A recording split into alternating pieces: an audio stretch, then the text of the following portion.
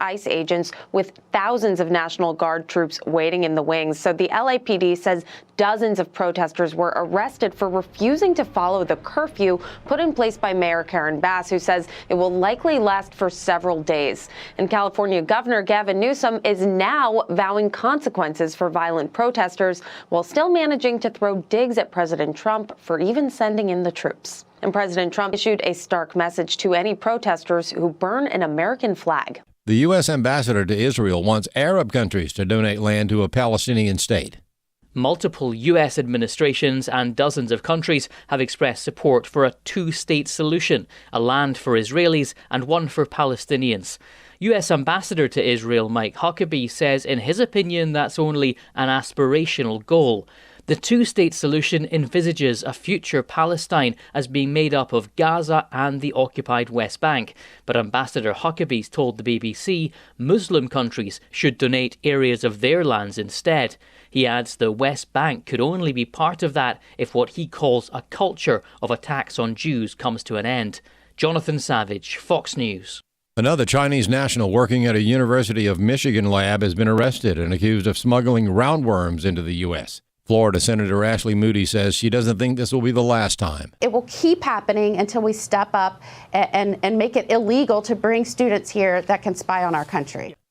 Hackers are finding new ways to expose millions of people, and one expert is advising people to protect themselves from these new hacking methods. Reed Ritter has more. Talking on Fox News Channel, Kurt Knudsen described means people should be taking to protect themselves from hackers, beginning by explaining the danger of plugging your phone directly into a USB charging port without a charging block in airports or public places. It's called juice jacking. Criminals tamper with the popular USB charging ports that are located throughout the terminal when you're at the airport, especially in the gate areas. And what they do is you plug your phone in, and they've got something in front of it that then installs malware onto your phone while it's charging. Now, once they've got that malware installed, those crooks go and bring you about a whole bunch of misery.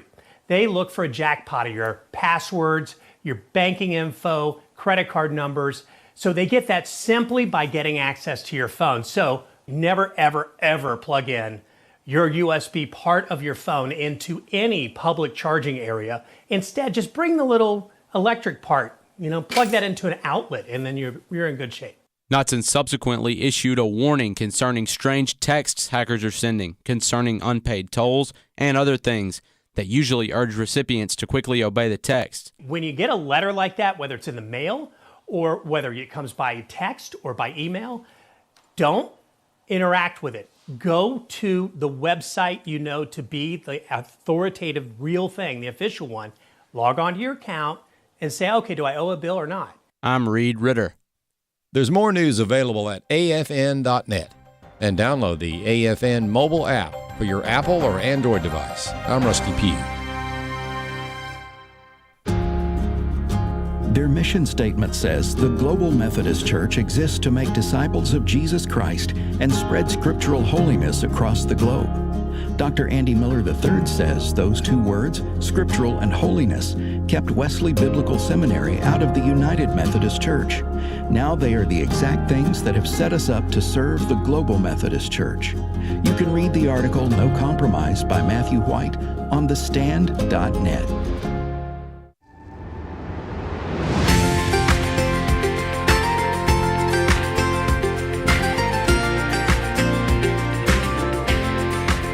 Welcome to Real Truth for Today with Pastor Jeff Shreve, Senior Pastor of First Baptist Church in Texarkana, Texas. Now, here's Pastor Jeff. Well, good morning, everybody. Alex McFarland here, sitting in for Jeff Shreve on Real Truth for Today. We've got an incredible show today. Our guest, David Barton, a very well-known historian and voice for truth about our nation that we'll bring on in just a moment. But I want to read, as we begin today, and a lot in the news to talk about, but I want to read from Proverbs chapter 1. I read it Monday, yesterday, and I'll share it today because it's very important.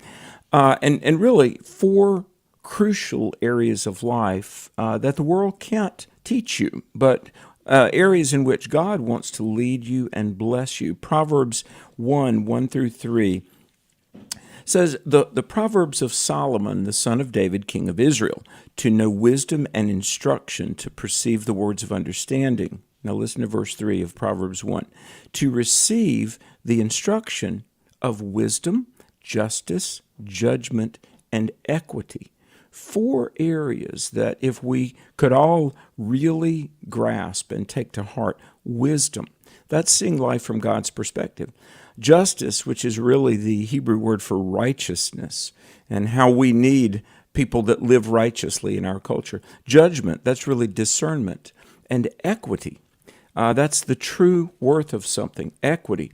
And so let me encourage you to ponder on Proverbs 1 as you go through your day. Of course, verse 7 very famously says that the fear of the Lord is the beginning of wisdom. And we need leaders, citizens, people, certainly pastors, that fear God and believe His Word. Somebody that I've admired for so many years, my goodness, I cannot overstate the impact of this man's scholarship in my own life and certainly the lives of millions of others, David Barton of WallBuilders. And on short notice, he's agreed to be with us this morning, and there's a lot in the news that I would like to get his analysis on. But from Texas, the founder and the leader of WallBuilders, we welcome David Barton. Brother Barton, thanks for being with us. Hello, David. Are you there? Hey, how are you, sir? I'm doing good. Welcome to the American Family Radio Network, David. It's great to be with you. I appreciate what you do and all the ministry you have, and it's going to be fun being with you this morning. Well, thank you. Before we jump into some headlines, for those that may be unaware, tell us about WallBuilders. And hey, let me say, as much as I love and appreciate David Barton, you got to hear his son Tim Barton speak too. Another phenomenal communicator and thinker. But bring us up to speed on WallBuilders. Yeah, WallBuilders, we started, and it really is based on Nehemiah 2:17, where that Nehemiah said, look at the reproach we're in. Let's rebuild the walls so it will no longer be a reproach. It's the concept of rebuilding. And so we look at our constitutional, our religious, and our moral foundations and say, man, they've been torn down in recent decades. They need to be rebuilt. And so that's really our emphasis. We have several ways we express that. We have 2 world-class museums here in the Fort Worth, Dallas area for anyone that comes to the Texas area. We have about 160,000 items displayed from the time of Columbus through the Bible that landed on the moon with Apollo 14. So you see what our history and heritage actually is. We have a network of about 1,000 state legislators we work with every year. We've been able to see so much good legislation passed this year, passed 10 Commandments bills, 23 states introduced those, a number of states passed them. ESG, anything about liberty, Constitution, freedom, religious liberty, we've got that going. And do a lot of training for history teachers, teachers in school. We do training certifications for them as well as trainings for young people throughout the summer. So just a lot of stuff going on to help re-engage America, to know who we are as a people, to get past our amnesia and to rebuild that constitutional, religious, and moral foundation. You know, David, I think about a year ago this time, last summer, as people were deeply concerned about the Biden candidacy. And of course, famously, it instantly changed to the Kamala Harris candidacy. How much of a bullet did we dodge by Kamala Harris, or Biden for that matter, becoming president? A second Biden term or a Kamala Harris term? How much danger did, I think, God sovereignly help us avert? I think God definitely put off something that could have been catastrophic. And I don't mean that with hyperbole. I think we were about to institutionalize wokeism. The things that we have seen reversed by executive order. And this really, in many ways, historically is a dangerous time. We're so polarized as a nation right now among the citizenry itself and among Congress that you can't even get Congress to agree the sun comes up in the east and goes down in the west. If Republicans say it does, Democrats would say it doesn't. And so with that polarization we've got, you will get nothing done. The rules in the Senate require 60 senators to pass any measure that's not economic. So anything that actually is a lasting law, you're not going to get done at this point in time, very few things. So what that means is everything is by executive order. And what one president can do, the next president can undo. And so we have put ourselves in a position where that through that filibuster rule that was adopted back in 1913 with Woodrow Wilson, we no longer have a Congress to speak of, because it no longer is what the constitutional republic requires, which was a simple majority. George Washington said that was the fundamental principle of the Constitution, was the will of the majority. We don't have that anymore. 40 can now beat 60 every day of the week. And so as a result, we would have had the complete institutionalization of wokeism throughout the government. The isolation and persecution of Christians had already well begun. The targeting of Americans because of traditional beliefs was well underway. So that has been put off. That is being reversed. But that doesn't mean we're safe yet, because all of this can be reversed with the next president, whoever that might be. So we have a time of reprieve. That time of reprieve, I think, has been extended somewhat. I thought the first 100 days would determine whether we might win the next House and Senate election, because if we lose that House and Senate election coming up in a little over a year now, everything that Trump has done is out the door. And you'll have 2 more years of stagnant government coming into an election where you'll likely see a Democrat win. So I think what he's done so far has helped us have a chance to perhaps pick up a Senate seat or 2 in the election, maybe hold on to the House, which would give us another 2 years, which I think would probably be a better solution for having more likely a Republican, constitutional, conservative kind of person as the next president. So that's a long answer to your short question. But I think at this point, we've temporarily dodged a bullet, but I don't think we're in a safe haven yet at all.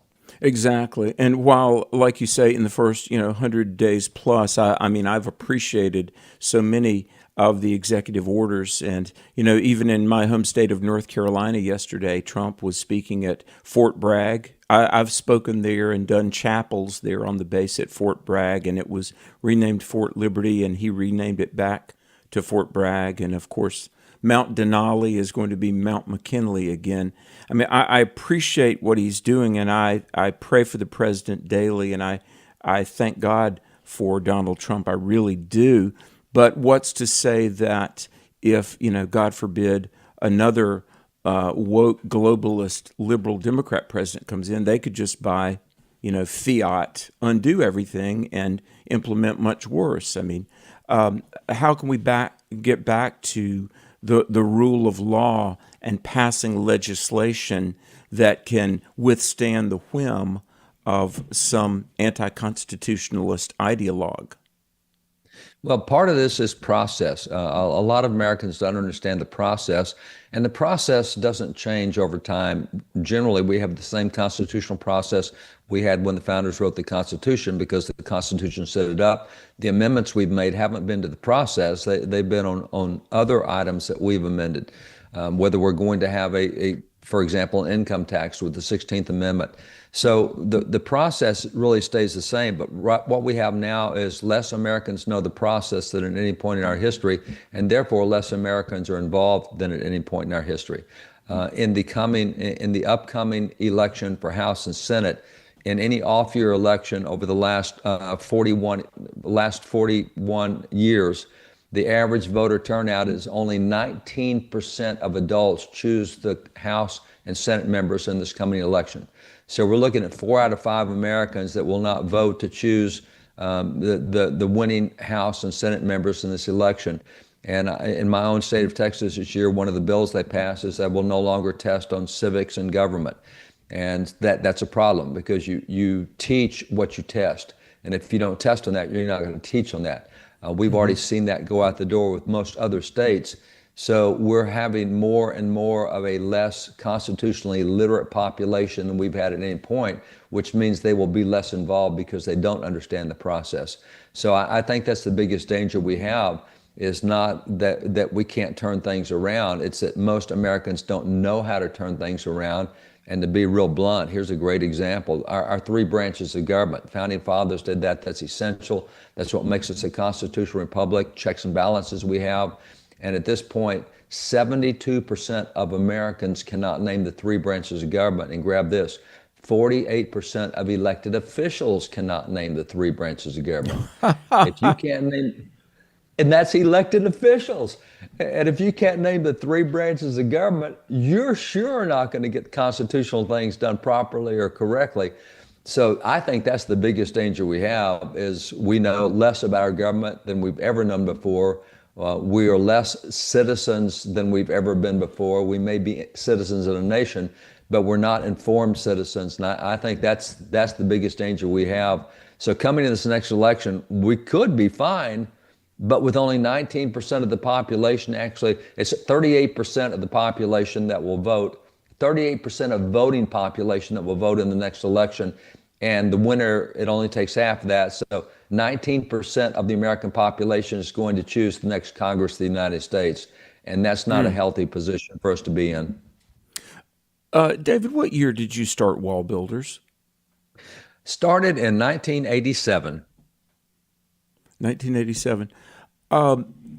What then versus now do you see? And let me ask this about public education, because I know since COVID, it's estimated 5.2 million families over the last 4.5, 5 years have gotten their kids out of public school, and now they're either doing homeschooling or some sort of private education, very often private Christian education. And I'm a big believer in that. But let's face it, millions and millions of American kids are going to go K through 12 in public schools. Do you see a return to teaching civics, the basics of understanding our constitutional republic, representative republic system? Give us your take then versus now about the state of the public schools and what your advice to parents might be regarding the education of their children.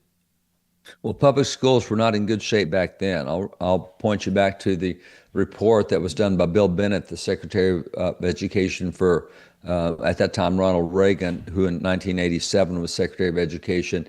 And he did the piece called A Nation at Risk, which was a classic piece. And he went in and showed how the nation was at risk because at that time we knew so little about our country. We were doing so little in civics and government. And so here we are essentially 38 years later, and it's much worse than it was at that point in time. I'll point to the fact that Minnesota about 5 years ago, and by the way, every state goes through a series or cycle of passing standards in the state for all of its curricular courses. So in Texas, I think it's about every 14 years we re-examine all of our social studies and government standards. In Minnesota, I think it's every 11 years, but every state's have different standards. And so the most recent standards in Minnesota, we got a call from legislators about this. You're not going to believe what we just did in Minnesota. In Minnesota, they said that no longer... Forgive me. David, I am so sorry. We've got to take a break. Alex McFarland here. You're listening to David Barton on the American Family Radio Network. More after this brief break, plus in the third segment, your phone calls and questions. Our guest, David Barton of WallBuilders, on this hour of American Family Radio. Don't go away.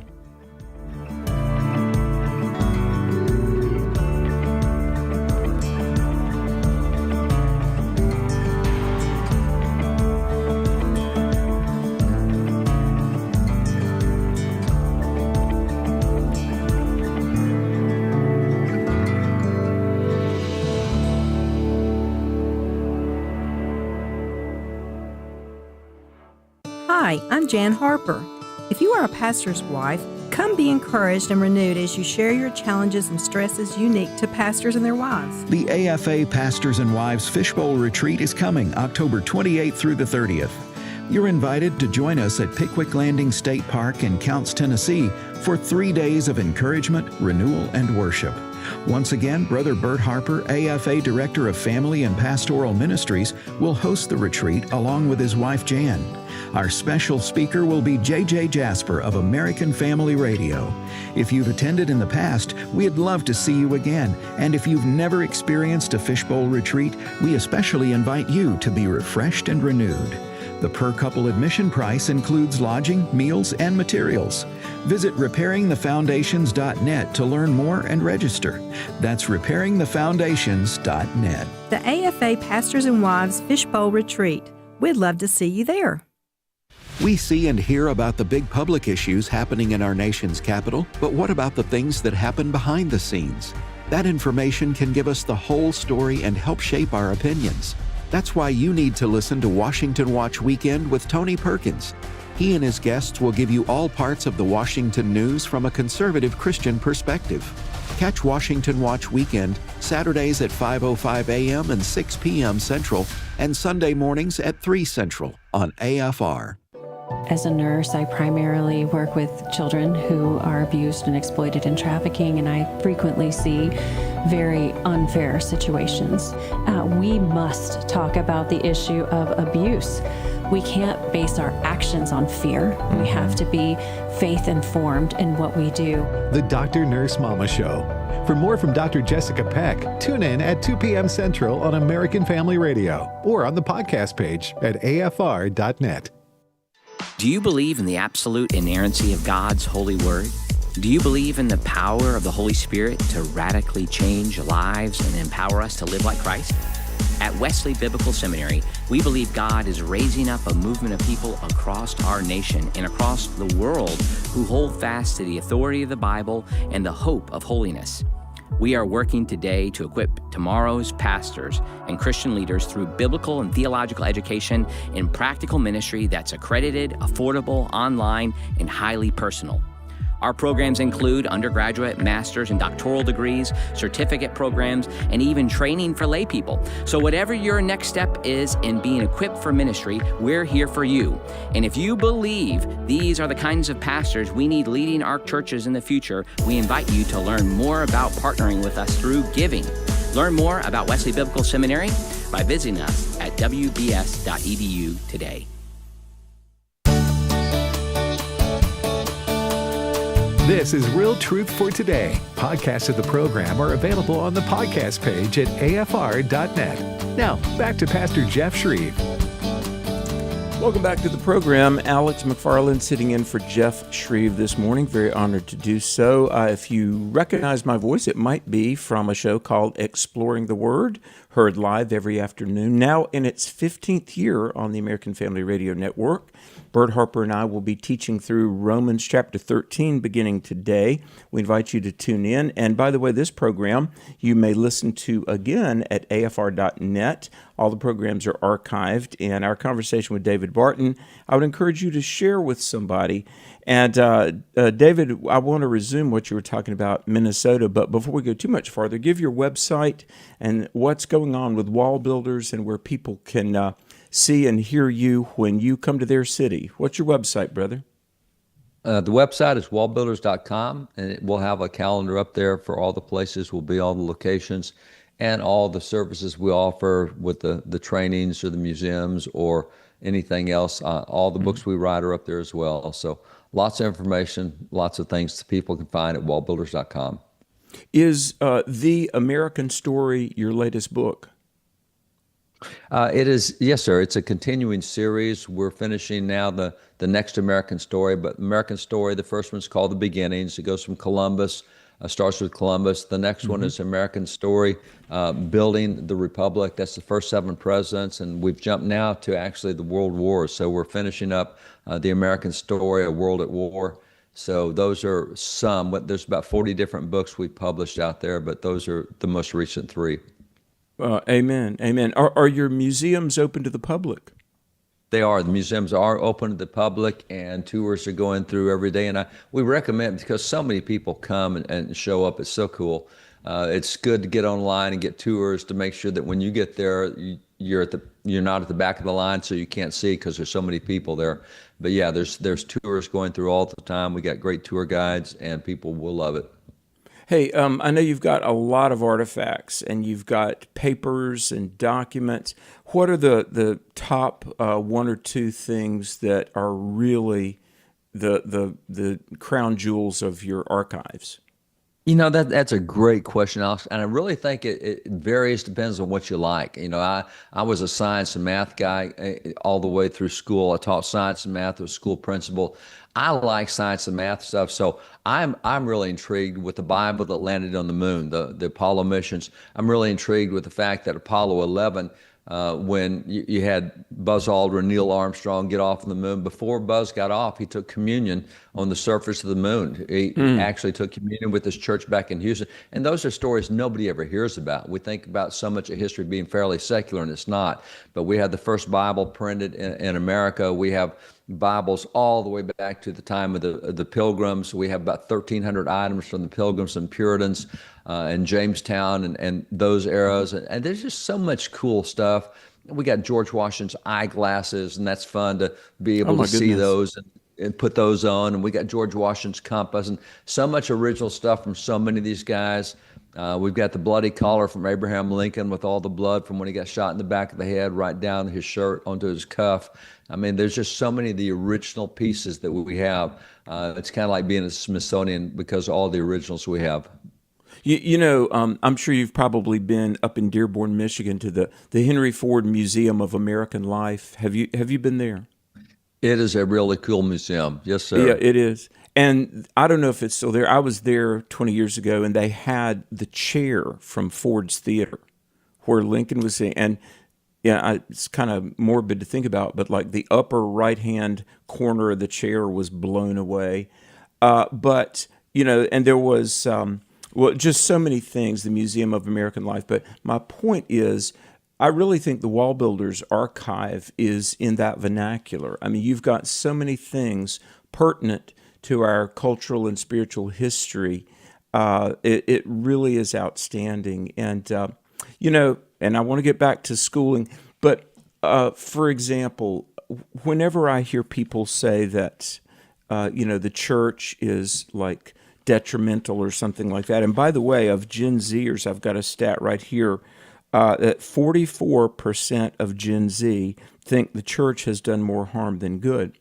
David, in my home state of North Carolina, for 200 years, my family has been in a church called Buffalo Presbyterian Church that it's an independent, conservative, evangelical church right now. But during the Revolutionary War, the pastor at that time, David Caldwell, who was a Princeton grad, this was in the 1700s, well, the British commandeered the sanctuary. This was part of the Battle of Guilford Courthouse. And anyway, they burned David Caldwell's little house and his library. He and his wife, Rachel Craighead Caldwell, survived. But anyway, as far as anybody knows, one sermon outline of David Caldwell survived. And it was an abolitionist sermon. And I mean, I think about that, how the Christian presence in our nation not only was a key to the revolution and the winning of our freedom, and then the building, like you said, of this government with three branches of government, checks and balances, but really the betterment of the human condition, including calls for the abolition of slavery and human rights for all people. It came from the church, didn't it? Oh, it did come from the church, and virtually everything positive came from the church, and that's not hyperbole. We own thousands of original sermons from the founding era. And if you look at people like George Washington, if you look at John Adams, if you look at Thomas Jefferson and Ben Franklin, they all said that there is no America without George Whitefield. So they point to a preacher on that. They also point to the Reverend Samuel Cooper, the Reverend Jonathan Mayhew, the Reverend Samuel Davies, all these guys. And it's interesting that in so many occasions, as you see at Lexington and Concord, the first soldiers that were out there were being led by their pastors. The leader of forces in the Battle of Springfield was Reverend, Jonas Clark was leader there in Lexington. But in Springfield, you had Pastor Caldwell, kind of like your North Carolina Caldwell, and he was the leader of New Jersey forces. So most people are absolutely unaware of the pastors that they were leading in the military. The signature on the bottom of the Bill of Rights is the Reverend Frederick Augustus Muhlenberg, who was the first Speaker of the House of Representatives. There were some 9 ministers who helped frame the Bill of Rights, and they didn't frame it to create separation of church and state. They framed it to make sure we had our free exercise of religion. So, I mean, just so much goes back. They're the same when you get into science. When you look at science, you have Joseph Priestley and all these other preachers that were great scientists as well. So people today are really underinformed about the role of the church. And there's no question in the South, the church did some bad things, but there's no question that all the good things that have happened in American history were led by Christians at some point, and usually by clergy. So whether that be for independence, whether that be for liberty, whether that be for ending slavery, whether that be for the immigration reforms that were so key in stopping Chinese slavery in America, they all came from the church. And that's undebatable. And that's why we have documents from all of those areas, so that it's not our opinion. You can actually see the documents. You can see the information from these people. You can see their weapons that they used at times of war, etc. It's the church. Without the church, we wouldn't have what we have in America. Amen. Does WallBuilders possess like a 1791 copy of the Bill of Rights? No, we don't have that. There's very few of those that are handed out. Now, we do have the first copy that was made of Thomas Jefferson's handwritten draft of the Declaration of Independence, which is super cool to see that. It is different from the way the final draft ended up. As a matter of fact, in Jefferson's original draft, his handwritten draft, the longest grievance in the Declaration of Independence that he wrote was condemning slavery and condemning the slave trade and trying to end slavery. It didn't make it into the final declaration because all 13 states had to vote for it. And South Carolina and Georgia said, well, we've never tried to end slavery, but 11 states had. And most folks have no clue that in the American founding, 11 of the 13 colonies were trying to end slavery at the time we wrote the Declaration. And that's what Jefferson had as the biggest grievance. So seeing the originals, but we have printed copies from the Bill of Rights back then, but there were only, I think, 3 copies made of the Declaration. Was just in the White House with President Trump, and he was showing the one of those original signed copies of the Declaration of Independence from July. Well, actually, it's August 2nd is when all the founders signed it. It was approved on the 4th of July. It was read publicly on the 8th of July, and then the signers signed it. Most of them signed it on the 2nd of August, but one of those copies is so famous. But we don't have one of those. We just have replicas of those, except for when it comes to things like the Bill of Rights. We've got some of that original stuff in Jefferson's original draft. Wow, very, very powerful. But before the break, and sorry it's taking me so long to circle back to it, we were talking about the state of education and the fact that we really don't teach civics, and it's little wonder that generations now are ignorant about American exceptionalism and how the government works. Pick that thought up again, if you would, about your analysis and hope, if any, for public education. Well, the 2 things I would point out is returning to Minnesota. All the states have their years that they come out. Minnesota, when they came out, a legislator called and said, you won't believe what we just passed. Here in Minnesota for the next, is either 10 or 11 years, for the next 10 or 11 years in Minnesota, we will not, and there are 5 things they will not teach for the next 10 or 11 years. And this is the American Revolution, the Civil War, World War I, World War II, and the Holocaust. By law, they said we will not teach those 5 areas. So they will teach all the woke stuff, but we're not about to teach history. The other thing I would point to is that we have such a low knowledge base of our own government that when you look at civics, the first state to really pass a good civics test was Arizona a number of years ago. A guy named Joe Foss, who was a fighter pilot from World War II, became the governor of South Carolina, started the NFL. He said, kids need to know more. So he said, okay, if you come to America and have never been here in your entire life, you come from Antarctica and you didn't even know America existed, you have to take an immigration test to become a citizen here. You can get in a course, and within 3 months, you can take that immigration test. It takes longer to become a citizen, but not to take the test. The average the average immigrant, 93% of average immigrants pass the immigration test within 3 months. So he said, why don't we give that immigration test to our high school seniors? They've been in America 18 years. They've been in school 12 years. Let's make sure they know as much as an immigrant. Right now, 12 states use the immigration test as their exit exam, and only 3% of high school seniors are able to pass the immigration test at this point in time.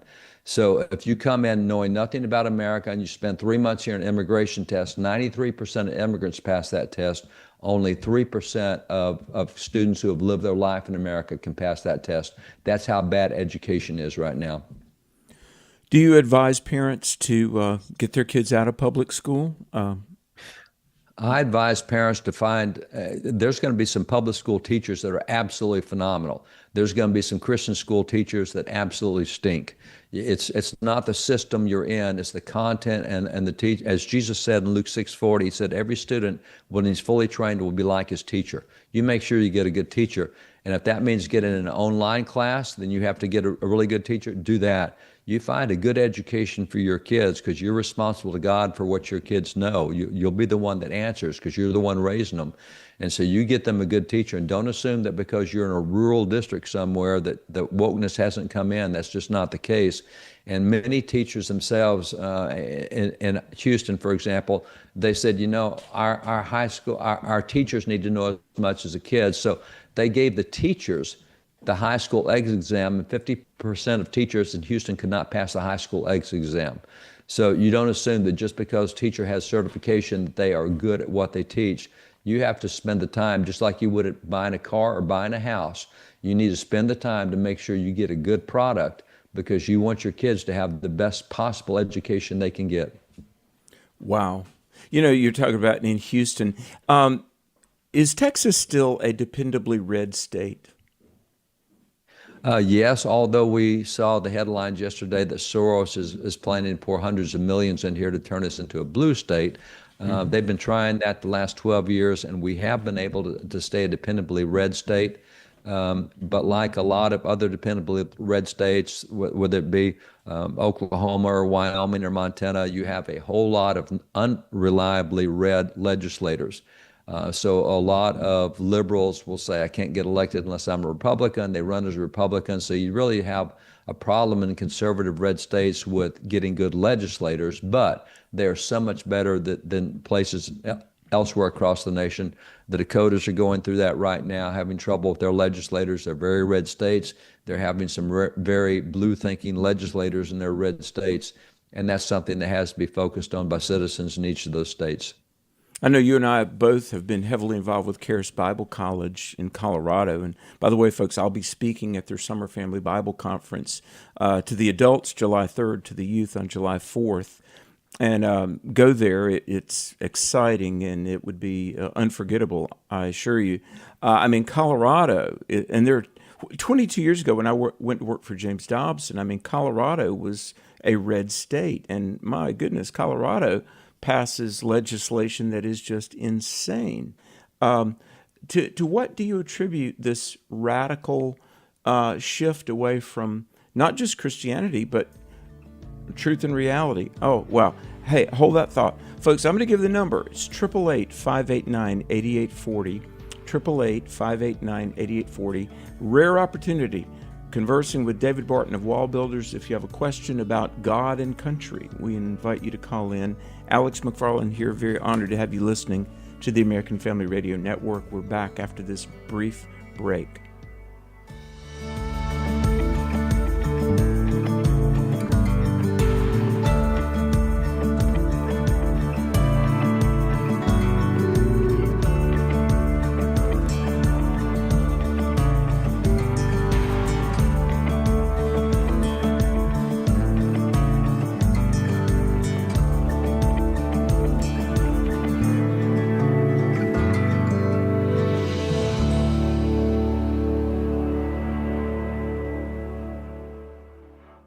AFA Action takes attacks on the family seriously.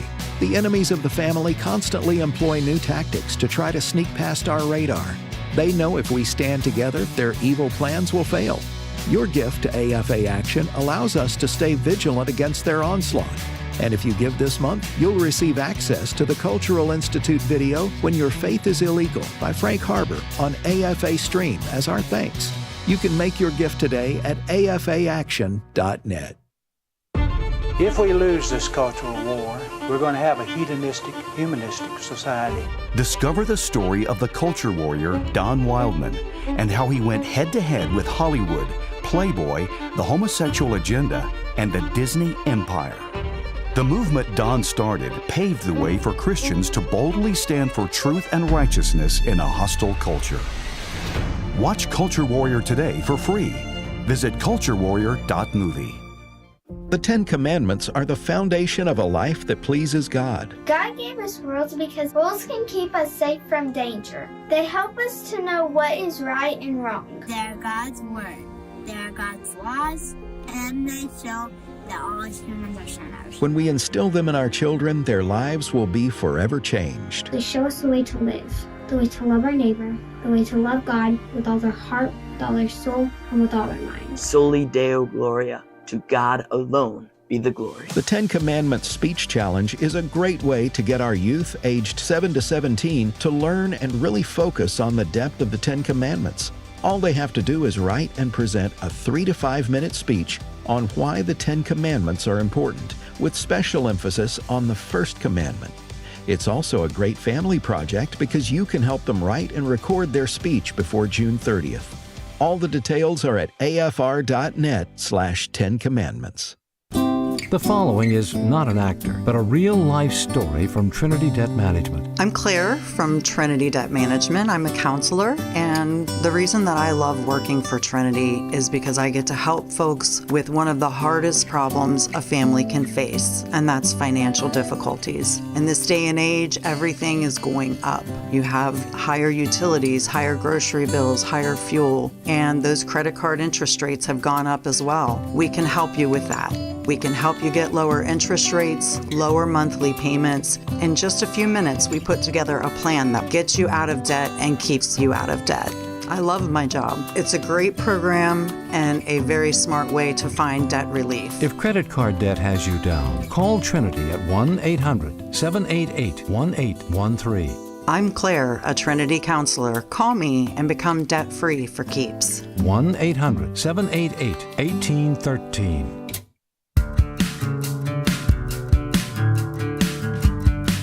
If you'd like to contact Pastor Jeff, email pastorjeff@fromhisheart.org. Now, back to Real Truth for Today with Pastor Jeff Shreve. Again, let me encourage you to read Proverbs, God's Book of Wisdom. 31 chapters in Proverbs. We read from Proverbs 1-3, wisdom, justice, judgment, and equity. Ponder on those, if you would. Alex McFarland here. Before we resume our conversation with David Barton of WallBuilders, let me remind you that this weekend, as part of our summer Biblical Worldview series, Conversations That Matter, this Sunday, June 15, in Myrtle Beach, South Carolina, we've got Gary Chapman, who wrote The 5 Love Languages. And if you would go to my website, alexmcfarland.com/conversations, then we've got later on in the summer, Charlie Kirk coming, Lauren Green of Fox News. And for the kids, we've got our 7 summer Biblical Worldview camps, the Equip camps. Monday, I'll be flying to Iowa, and the website for those is equipretreat.org. Please keep us in prayer. We'll have 1,200 teenagers in youth camps, and as I said earlier, I'll be at the Billy Graham Center twice, the Cove, teaching worldview and apologetics. I'll be at the Summer Family Bible Conference of Charis Bible College in Woodland Park, Colorado, and I would love to see you when we are coming soon to a town near you. Brother David Barton graciously giving of his time, and again, if you've got a question, the number you may call in, it's 888-589-8840. David, again, give your website if you would. By the way, my wife gave me for Christmas 6 months ago The American Story, and it's great, it's fantastic, but David Barton, our guest this hour, give us your website and what's on your calendar over the next couple of months? The website is wallbuilders.com, and oh gracious, I do not know. I usually have from 7 to 10 meetings a week, Alex. So I really don't even know what's on my calendar. They give me every Monday, here's what you're doing this week. Yeah. So I will be all over the country, someplace close to lots of people. Yeah. But yeah, our schedule is very busy, but we keep that calendar posted on the website as well. Amen. You know, I'm kind of getting to that point. I'm very blessed to have some staff now. For years, I was just kind of a sole proprietor, and now I've got, and I give God the glory because, hey, number one, it's winning people to Jesus. That's job one. But then equipping people, and it's very exciting. You and I have crossed paths countless numbers of times, and I kind of suspect that. I would preach 365 nights a year if I had a place to do it, David. And it's almost getting there. But, when you've got Jesus and you understand the context and where we are, we're in a fight for the soul of our nation. And listeners, the reason I'm sort of chasing this rabbit is we all have a purpose. I think in 1 Samuel 17, when David was talking to Eliab, and Eliab said, hey, you just came down here to watch the battle. David said, is there not a cause? And the thing is, folks, yeah, there's a cause. And I want to call on every believer. Augustine said, if we're en route to the city of God, till we get there, we have a responsibility to the city of man. We really do. David, we each have a cause, and each of us, as a Christian, as a citizen, and a patriot, I hope, we each have a cause. We each have a role we can play, don't we? We do, and we need to find that role. And by the way, we need to not let it be defined by what we're accustomed to. And a great example is everybody is born conflict averse, but anything you're going to do for the Lord is going to generate conflict, particularly in this culture. And if you're conflict averse, you will never get done what you need to get done. And you can't avoid something because they're going to be mean to you or whatever. Jesus said, look what they did to me. If they did it to me, they're certainly going to do it to you. And so this is one of the things you have to get accustomed to. You need to be involved in civil government. This is a government of the people, by the people, for the people. If you get involved in government, it's going to be messy.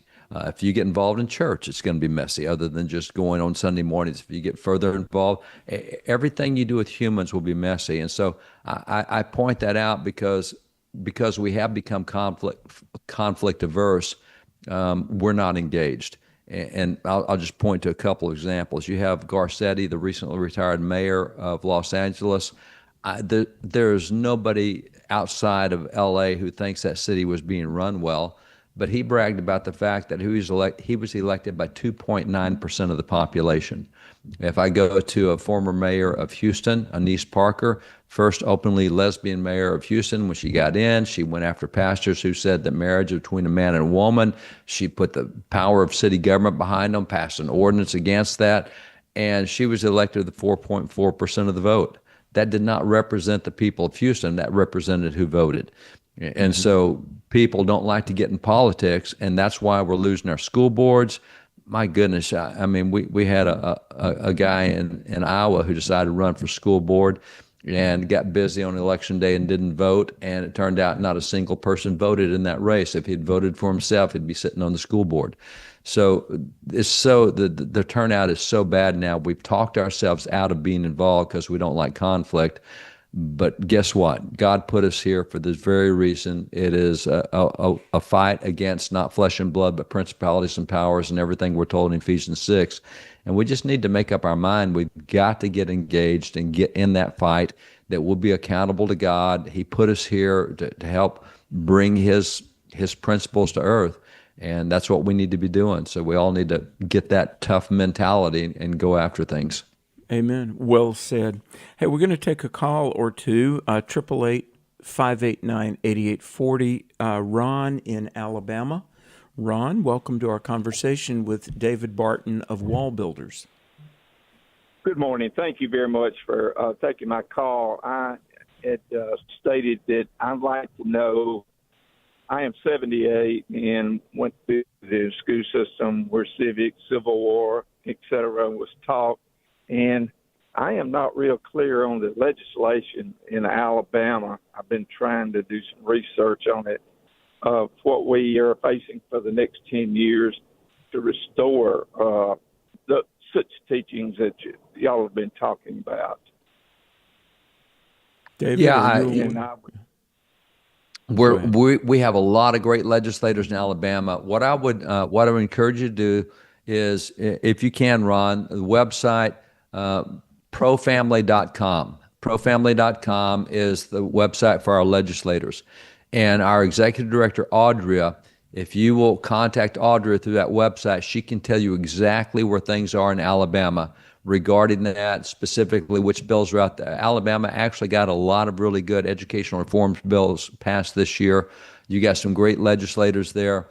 As a matter of fact, they were working on putting the Ten Commandments back up in every classroom in Alabama. So there's some good things going there, Ron, but I would send you to profamily.com.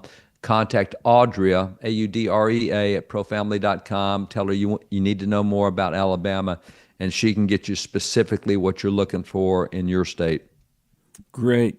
We're going to go to Arkansas. Samuel in Arkansas, welcome to our conversation with David Barton. Hello, how are y'all doing this morning? Great. Hey. Yeah, so I just wanted to thank David for just his ministry, and we grew up.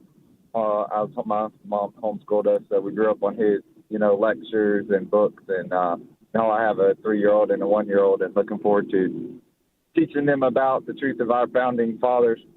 And I had a question, because I grew up as a kid, 1 year lectures on a cassette tape that I can't find. But I remember one of the founding fathers, and I wonder if you could help me, remind me who it was.